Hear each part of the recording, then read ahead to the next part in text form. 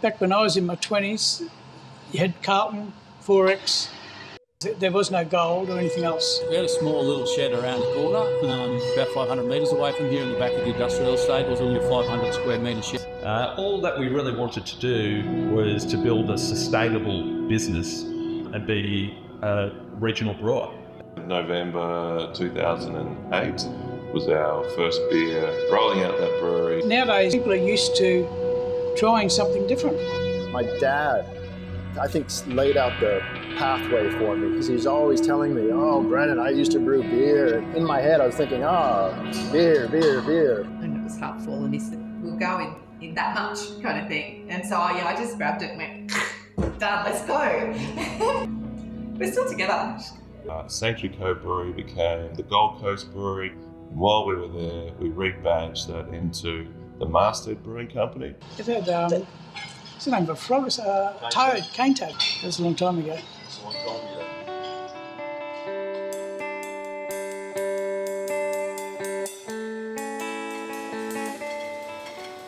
At first mention of Hawaii, the Burley brewing story may sound like it started under idyllic conditions.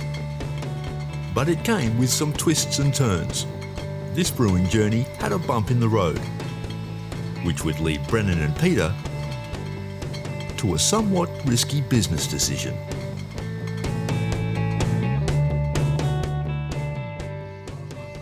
So I'd been brewing at home, all grain for a number of years, and I was studying engineering, and I was trying to start a brewery. I contacted the tax office and was trying to get the appropriate license. I had no money. I had never worked in a professional brewery before, but my ambition was to own a brewery. Along the way of trying to do that, I got some good advice, which was, Brennan, go work in a brewery before you go out on your own. I was thinking, that's probably sound advice. So I did that. And just about the time I was about to go over, I got an opportunity to intern at a brewery. My sister called me up and she said the laws have changed in Hawaii. Come back to Hawaii, there's 2 breweries opening up here. And so back after Prohibition, each state had to repeal the right or get the right to brew back again. And I think there's still one state in the US that still doesn't brew beer. But it wasn't until '94 when Hawaii repealed that law and 2 breweries started up almost straight away. I flew back to Hawaii, I left my job, I left school. I got to Hawaii and I went on knocking on those doors and I got a job in a brewery that year. And I was so stoked to be working in a commercial setting, and I got to use all my chemistry, my physics, my engineering. I learned most of the microbiology on the job. I was so deep into that. It was the best thing I ever did. To Brennan's dismay, landing that dream job came to somewhat of an unexpected end. But that gave Peter the perfect chance at putting her business acumen into action. Brennan came home from work one day looking very forlorn, and I kind of, you have a bad day, what's wrong? And he said, the brewery's filed for Chapter 11.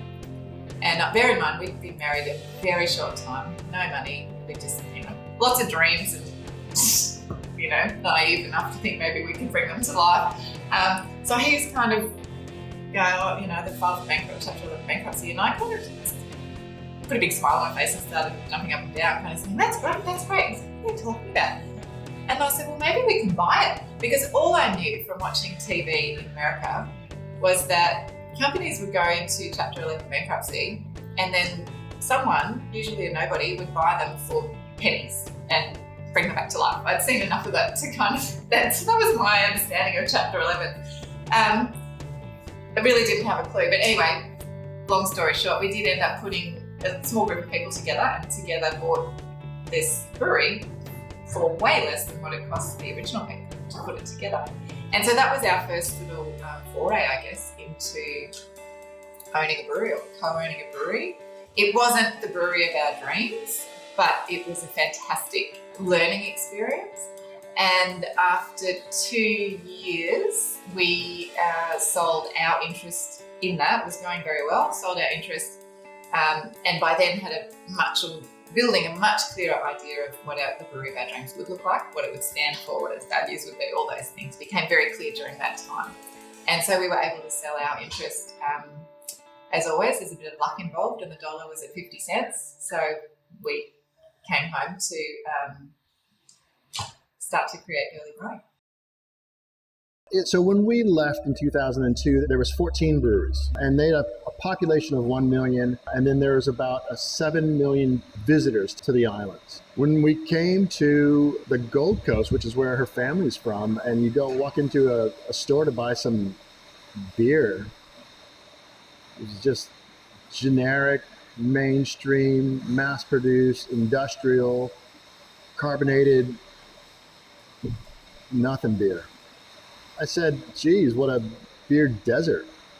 It was just gross. And when we got our own brewery going back up in Hawaii, and Peter said, I want to, go back to the Gold Coast, I said, well, there's a good town to start a brewery in, because they've got 500,000 people and they've got no breweries. They'd be crying out for some change.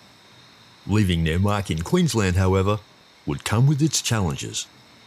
There was a brew pub in Townsville. There was a brew pub on Albert Street here in Brisbane. There had been a couple of fails. Mundi had come and gone. The Cane Toad Brewery had come and gone. Surfers Paradise even had this Surfers Paradise Brewery came and gone. And so when we started, there was 2 large breweries in the state. There's the Townsville Brewery. There was the Sunshine Coast Brewery. And they'd actually been around for 10 years, but had never made a mark. So by all standards, this place is huge, but you didn't start here. So where did you start? On this leg of this journey, we started 13 years ago, 200 meters up the road, in a smaller factory, which grew over 10 years to the point of, forced us to move. 5-6 years, something like that. Every time another unit became available, we kind of jumped on it and expanded into it. So by the time we'd kind of outgrown that place, we had 11 of the 12 units, all interconnected. We'd knocked holes in walls. Every time we got another unit, we got another front door and another toilet. So it was completely impractical, but it was pretty lucky to be able to grow that way at that time. Being forced to move could have been a disastrous spanner in the works, but what came next was the stuff that business dreams are made of. And kind of put it to the team, we'll do it, we're willing to do it, but only if you guys are with us, and happy to go through what will be a lot of upheaval, because there was no way there wouldn't be upheaval in a project like that, and if you all believe in what's on the other side of it, and the resounding feedback was, yeah, let's do it. From the inspiration handed down by his brewing dad to Brennan becoming one of Hawaii's professionals, to himself and Peter starting a family and moving to the Gold Coast, and bearing the birthing pains of Australia's newfound love for boutique beer. The Fieldings have made quite the contribution to the Australian craft beer landscape, starting a brewery that was destined to inspire local brewers to make their own mark.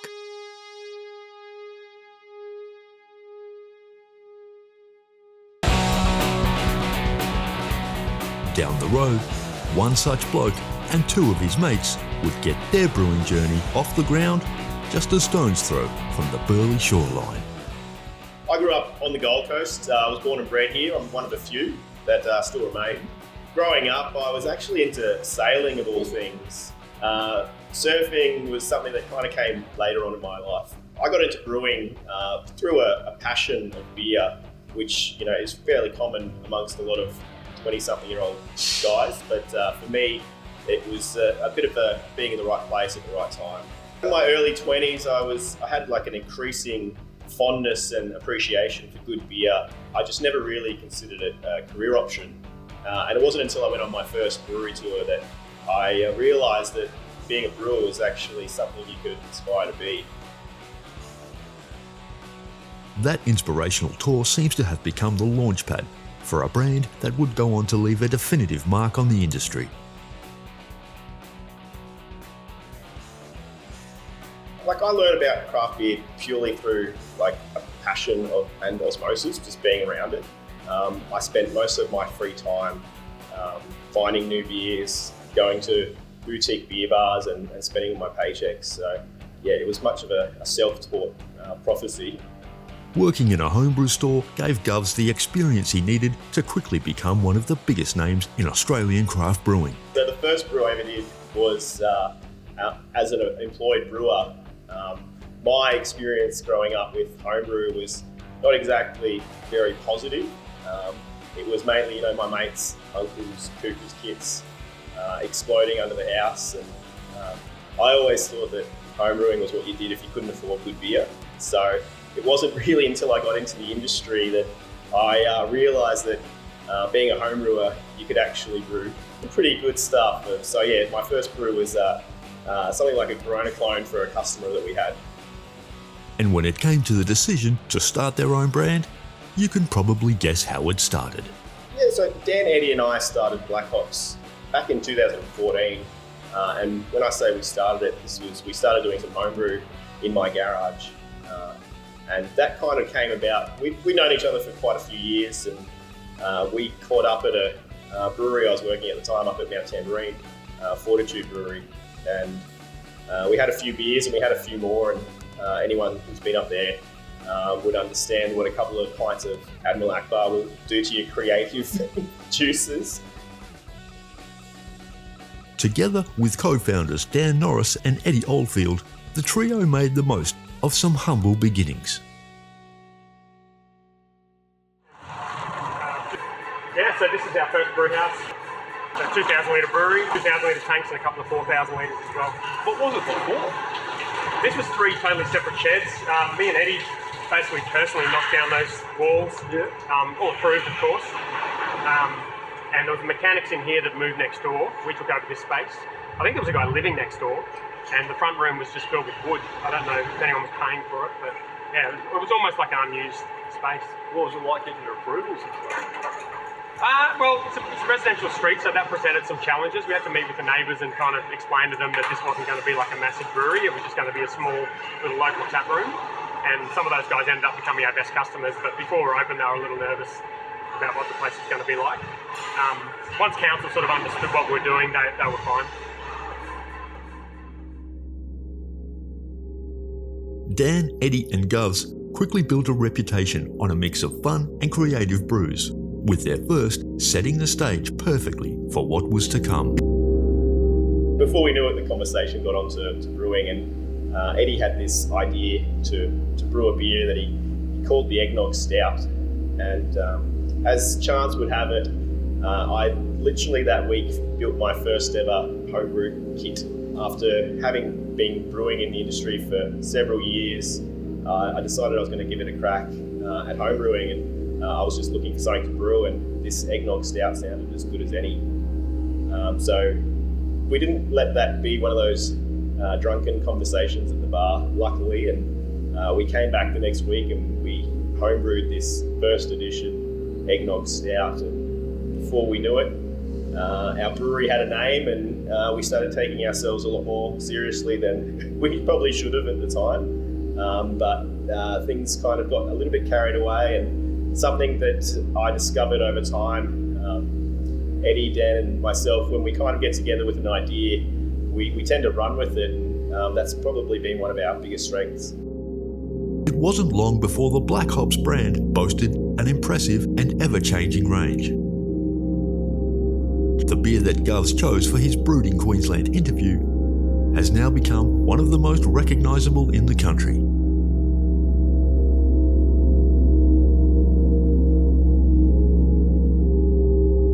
On this visit, the brewing team were a week into making another of their unique creations. We're brewing a sourdough. A sour? Yeah. So we started last week and we're boiling it up today. Is it rosé? Yeah. Right, so it's what, strawberries and... Yeah, lots of sort of berry fruits. So strawberry, raspberry, and we're going to oak it with some French oak. So it's like a nice works well with the tartness. It sounded pretty interesting at the time, but were they pushing the boundaries too far too soon? Yeah, when we started, it was like this wouldn't have been something that people around here would drink at all. But this kind of beer now, it'll probably be amazing. Like people would love it. Yeah, it's going to be a beautiful bright pink colour, and people are going to love it, I think. And they were right.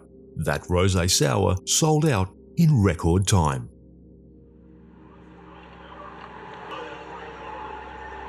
Noticed you got a lot of space around the back. Yeah, it was just quite fortuitous. We had someone turn up to the tap room and let us know that the shed behind us was vacant, and it turned out that there was a really nice space there for storage, and then there was a big unused cold room that was just being used as almost like a garage. And we needed a cold room at the time, so now we've got access to a cold room and we've got storage down there. It's already there. Yeah. Meant to be, eh? You wouldn't know from the street, you know.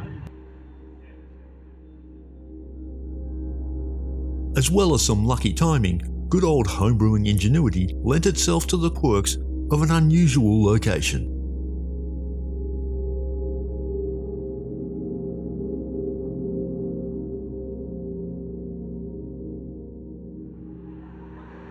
So they're your fermenters now, but originally everything was done over that side. Yeah, everything was over there, and we only had one 4,000 litre fermenter over there. And this side, because of the way the building is, we can fit a lot more in here. So we'd always planned to take it over.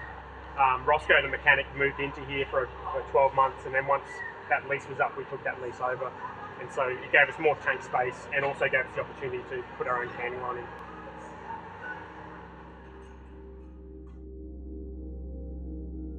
That first canning line required its fair share of manual handling. Nevertheless, it was just one of many big steps forward. Yeah. Do you remember your first brew? Like what it felt like? I don't remember what it felt like because I wasn't here. I do. Yeah, it was good. But did they ever think that their homebrewed eggnog stout would lead to all this? I definitely wouldn't say that, it was part of the plan back then, but, I'm sure we all went home after that first brew and dreamt about it. With a somewhat constrained brewhouse and an equally compact taphouse, you might be right in thinking that the trio felt limited in their surroundings. But their brewing record proved otherwise. Yeah, we're releasing 100th beer today, so we brewed a beer called Number 100, and in the last, 300 years we've brewed 100 completely unique beers.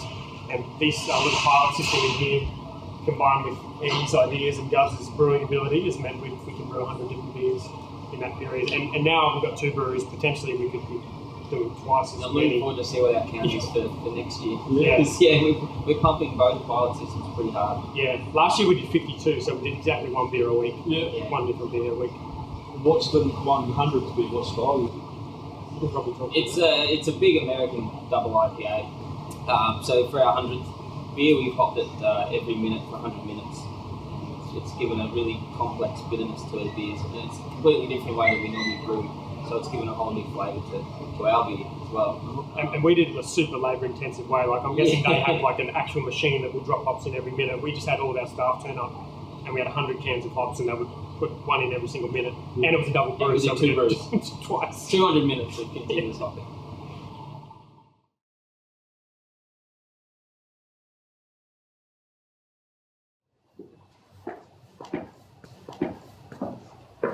Yeah, so this is the chair force. This is where all the important work happens.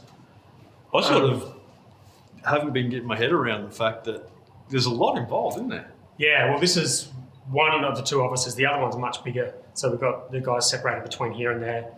We do a lot of the distribution out of the other office now. Yeah. But basically anything to do with marketing, a lot of sales happens out of the office as well. All the sales admin, distribution, all that kind of stuff, all happens out of the office. Word on the street is that you're the brains of the operation. Actually, Lee is the brains. Is that medical? Yeah, so I look after the office, and we've got Leah and Bonnie full-time, Kirsty and a couple of others that come in and out as well, and they're just weapons. So this was actually a unit when we took over the space, and there was someone living here, and it was all run down, so he was going to renovate it and then rent it out again, and we just thought we didn't really want someone living directly above the brewery. No. So, and we just thought, well, it basically looks like an office, so we're going to build it to build these desks, and we just use it as an office. Yeah. Yeah, well, when we first saw it, we were like, all of us wanted to live here. Yeah. And we thought it was probably not the best idea. This is the boardroom for you guys? Boardroom's at BH2. This was our podcast room originally, and then it was my office. Actually, no, it was my office first, and then I realised it was too obnoxious to have my own office. And so there was a podcasting room, and now we used it for meetings until we outgrew it, and now it's kind of almost just storage. But yeah, all of our beers have labels, and so heaps of work goes into designing those, printing them, make sure we have enough. If we run out of labels, you pretty much can't package the beer, because once the beer goes into cans, it's just, it all happens at the same time. Yeah.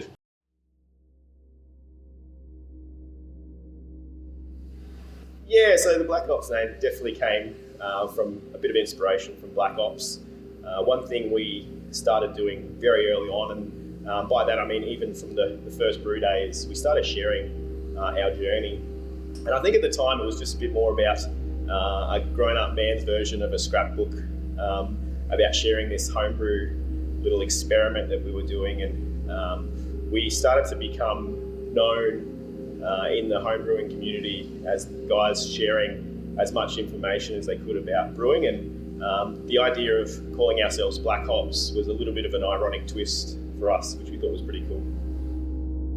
When it came to sharing some of that personal information, Dan was happy to divulge a secret, telling me about their initial learning curve.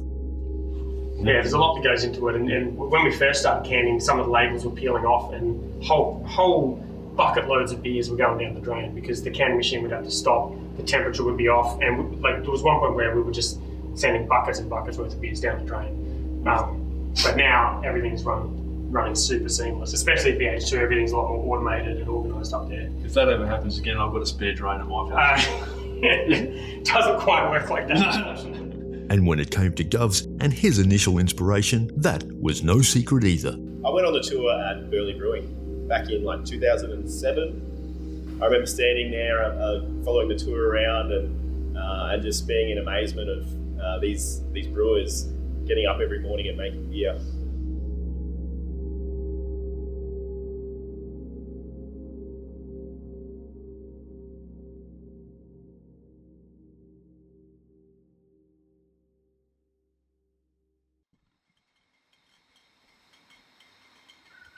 We got all kinds of feedback from people when we first opened. Some of it was as blunt as, why did you open a brewery if you're not making 4X? And you just got to go, whatever. And then other people go, well, in fact, we got this a lot. Go, I really love your beer, but do you make a?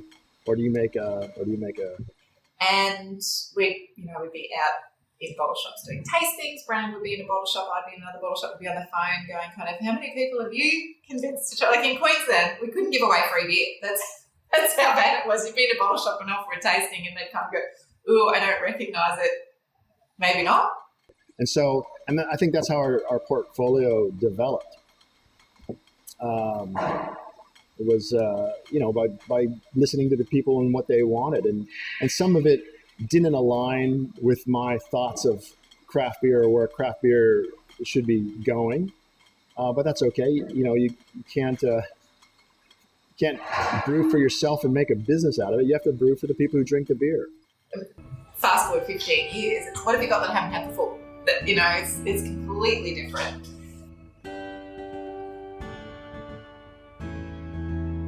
'28 Fiction Hef came in around that time. Limited release in beers.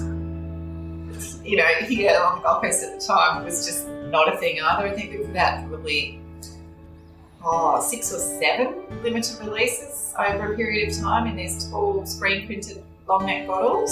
Then it got to a point where the bottle shops were kind of saying, we don't really know what to do with these beers that kind of come and go, and how do we create space and da da da da.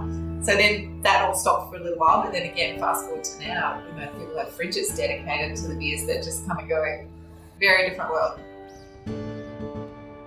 Despite the challenges, Brennan and Peter stuck to their plans, and along the way, made one of the biggest breakthroughs in Australian craft beer history. I know from working in the industry for so long that when a lot of people think about Burley, they think about Big Head. Okay. That's the first for me.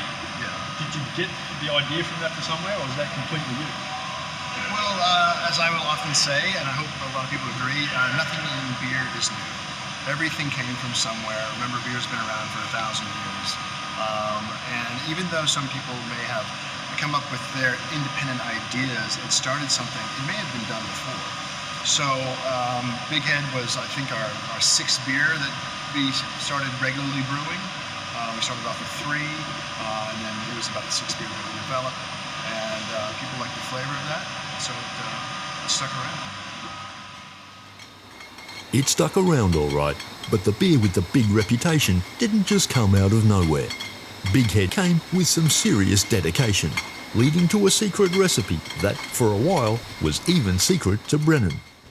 And I can't, maybe it was kind of the heyday of Pure Blonde, okay, kind of around that time, I'm not sure. But we had so many people, we finally get them in the door, be like, great, can you try beer? And they say, have you got a low carb? And we'd say, no, but blah, blah, blah, blah, blah. Oh, I only drink low carb. Sorry, enough, they told them. Oh, don't go. And I got that question 7 out of 10 times. And so became yet another of the industry's most recognisable products. I can't tell you how many times, but enough times for us to go, if that's what the market wants and if that's what we need to introduce people, we've got to find a way to brew a low carb that we brew the way we brew, you know, proper ingredients and all the rest of it, and that tastes good. If we can tick those boxes, put a low carb in if that's what people want to drink. So that's why we even launched into seeing if we could do it. It took us 13 months of dumping beer down the drain and flavor profiles. Sending beers off to labs to be tested, wait for the results to come back and how we're going. We weren't aiming for a 0 carb, put it that way. We were aiming absolutely for a good tasting low carb, and as we were kind of getting the results back, we kind of said we can push this further, why not? One stage, some of the test results came back from the independent lab saying, well, there's no carbs in this beer. And I went, crap, I gotta put some more carbs back in. And the smarter one of the two of us, my wife, she goes, no, leave the carbs out. In fact, maybe when the lab results were coming back and they were kind of going lower and lower, I do remember going, but kind of half as a joke, oh, just take them all out. Like, you know, I'm sure we can do that. I went, okay, now I gotta figure out what I did. Backtracked a ways, figured it out, still kept the flavor. We ended up with Big Head.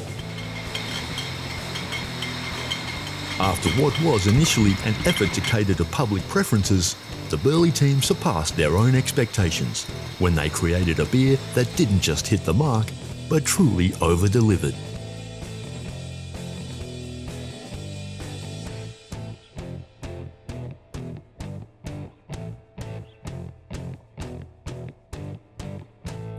By the time that happened, there was also people starting to look for other beers as well. So it's funny, like that came into our range, but then so did other beers. So yeah, God, it hurts my head thinking back that far. This looks quite sophisticated. It must take a lot of people to run the joint. How many staff you got? Well, for the bottling line, it really only takes 5 people to run it. They each have their positions and their jobs, and some of them rotate every half an hour because that can be quite mundane, watching little bottles whiz by. Down here on the staff booth, we've got people in the lab, people on maintenance, engineers, people in the cellar, we have brewers. And if you look at those, that team's about half of our staff. And the other half is in admin, sales, marketing. And so it's all up with casuals, about 50 people. Still, that seems small for what you actually put out here. How many litres a year are you putting out? Oh, I'm not at liberty to say that. No. But I can say that our batch size is 5,000 litres. We have a twin 50 hectoliter brew house. We're adding to that, as we have been adding to our brewery for the last 13 years, is we keep investing in expansion. And so we have another brew house vessel, 100 hectoliter kettle that's coming, and will give us the ability to put out more beer than we do now. On my first tour, it was hard to imagine how any more equipment could be squeezed into this space. But it quickly became apparent that the Burley motto, was to think big. If we weren't thinking big, we would have stayed where we were because we were running that place at about 120% efficiency. We were putting out a lot more beer than we should have in that small, cramped site. But we were thinking about the longevity of the business and about people's working conditions and the hours they work. And so we picked up the brewery and moved everything down here. It wasn't a small job. Loved it. The Burley Brewing bigger picture was far more intricate than I had expected, and it definitely did not meet with my preconceived notions about craft brewing in general. But I was about to become familiar with a brand that did just that, proving that in this industry, success doesn't need to be supersized. As soon as I started talking to people about this project, they mentioned one particular brewery with an almost mythological sense, and it is a virtual brewing paradise.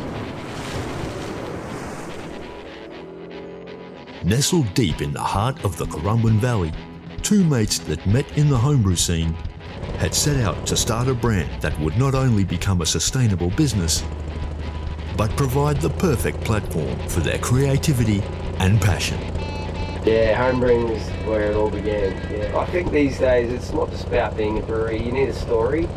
Like I met Luke and he and I, we try each other's beers and it's like, yeah man, that's really good. When we decided the beer was good, we're like, well, how about we, release it to the public? And that was it. It just really cascaded pretty quickly from there.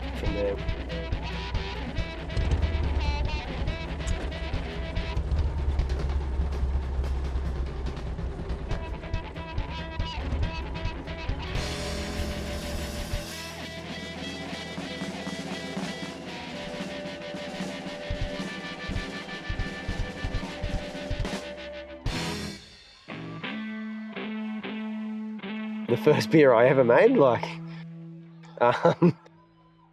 probably a kit and kilo, like Cooper's Pale or something like that, I think, yeah. Yeah, nothing too outstanding. Where'd you grow up? Algester, south side of Brisbane. Probably till I was around, I don't know, maybe 17 or so, then moved over to Indooroopilly and then a bit of a jaunt overseas and stuff, and came back, moved to Melbourne, and then back to Brisbane. Then children came along and I wanted to change, so we moved down. We found this place.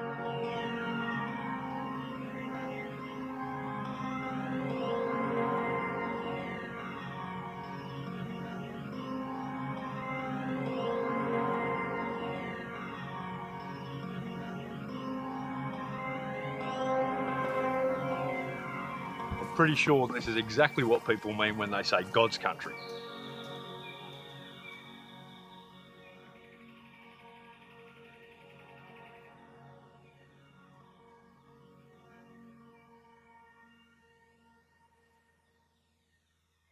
Always busy, mate.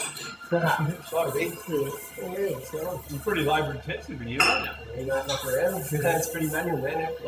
You don't have all the good mod comms, augers and everything's pretty much double handling. Despite the small scale, deep pockets were still needed to get this project up and running. And just how much does it cost to start a brewery in your backyard? That's a great question. So we're not talking about the property. If we don't add the property in, I think it's around about.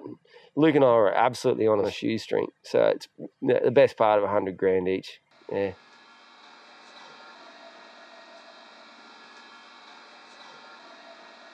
This is all computer programming. Yeah, with this, we were using batch sheets just on paper. We've moved this to Google Sheets, so we monitor all through the fermentation on this, plus on brew days. So on brew days, what we're doing, we're monitoring our times, how long we research for, and then soon we're going to start the runoff, so we'll monitor our gravities through that, so we can just make sure we're going to meet the beer specification for what we're brewing. So we've got to try to dial it in if you want to put a consistent product out there, otherwise people are going to not come back and try the same beer again. That hasn't been a problem so far, with Pete and Luke developing an almost cult-like following.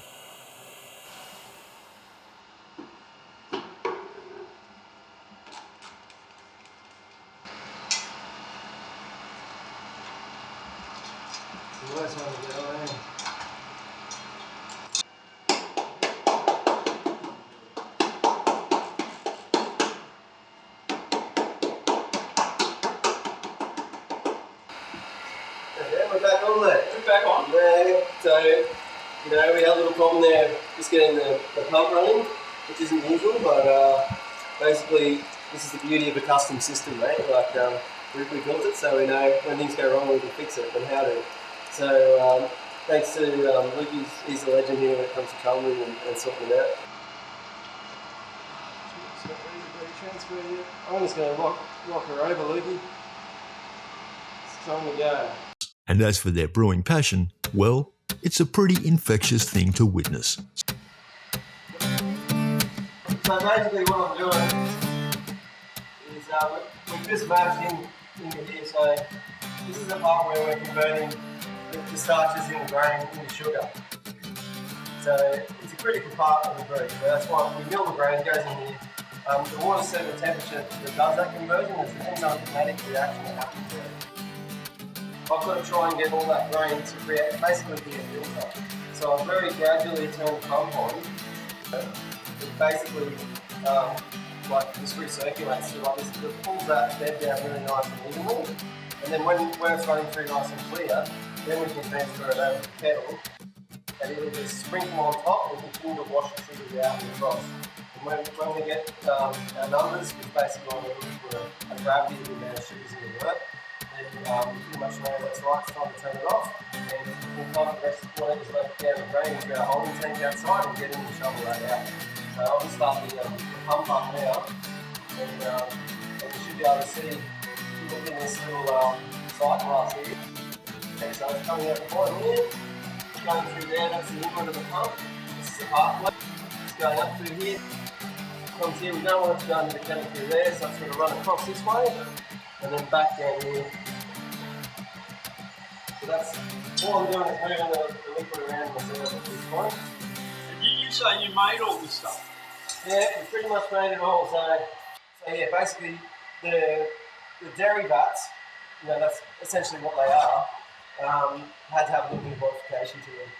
One is particularly, we made a giant sieve which comes out in 4 plates like pizza plates in the bottom of this here, the mash tub, or the outer plates there, technically drawn. So, yeah, that was a little bit of fabrication involved. I used to be involved in stainless steel. Right, yeah. So I went on some of my mates to come down here and want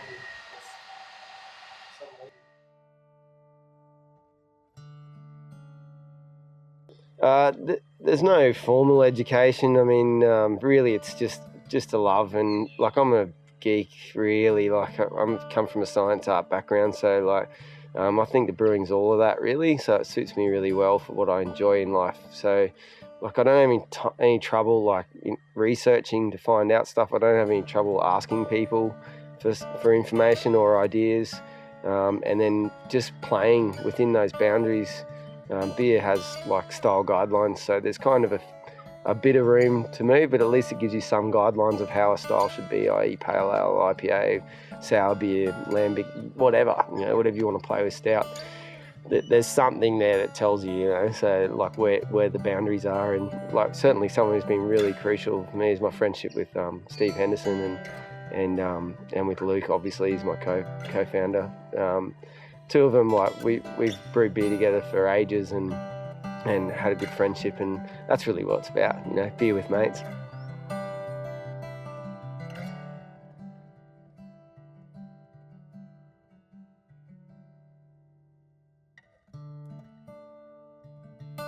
Seeing Smokey and Luke in action presented itself to me as quite the privilege, which made what happened at the end of the day all the more special, as Pete made good on his motto and I got to share a beer with 2 new mates, all in front of that spectacular view that had become a reference point for their little base of brewing heaven.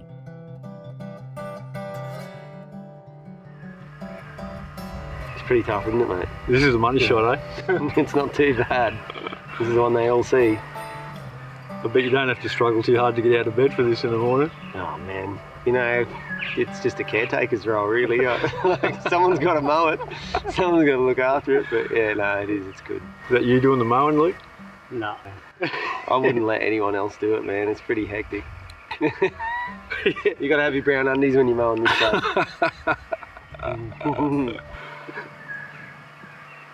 Yeah, it's all worth a buck. Definitely. I love it.